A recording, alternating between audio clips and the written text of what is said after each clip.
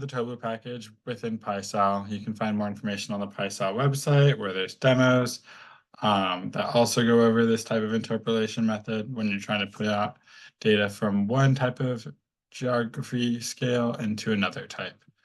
I'm going to be doing this with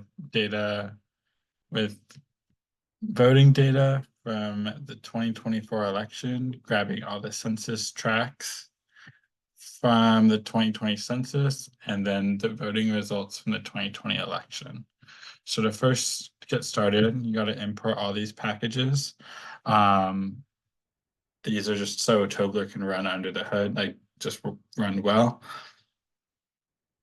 And once those get imported in, you need to import your data sets. I just keep it all here local. I'm running through a mini forge. All right, so now we see that the packages have been imported in.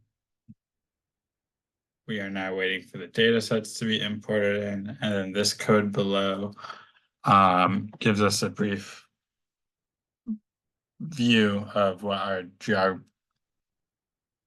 what the study area looks like.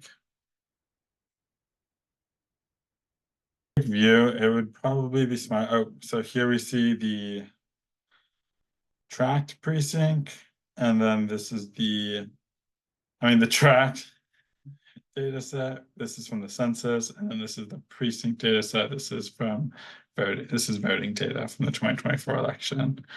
So to briefly see what our data set looks like, we're just gonna go tract.head, and it shows us just a brief, like, kind of Excel sheet.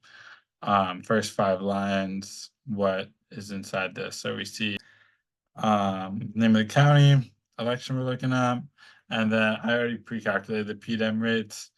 Here are the vote counts. So for this precinct, they have this many votes. And then we're going to calculate a PDEM score. This is the % Democrat vote share. Here with just the Republican Democrats, we can also make a vote total with just this command.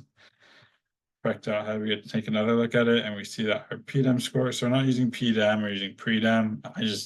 PDEM was already on the data set that I trimmed down, so I just adjusted the name of the variable. Vote total. Our tract data set, this is what it looks like. Has every single tract number, the total population in each tract, and then the GeoID and polygon shape. Geometry is the most important join factor kind of in this. To get information about the interpolation function, you can just do Areal Interpolate ?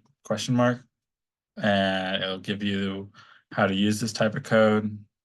We got to adjust everything to one type of CRS, coordinate reference system. This is to fix up the geometries. We use this to explode. Another fix up for the geometries. And then this line of code right here is our interpolation code that we referenced up there. And we're saying that the source is our precincts. They're going onto the tracks. We really want this variable PRDEM to be in every single tract. And you can use the vote total.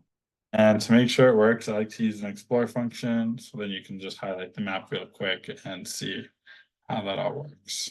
All right, we have one warning after the interpolation code ran, and that's just kind of saying, what are we doing with the null values? It kind of auto fixes itself. There's zeros. And so this is our Explorer page where we see the San Diego census tracks, and then you can go inside, and there's the vote total and the PRDEM score of every single census tract.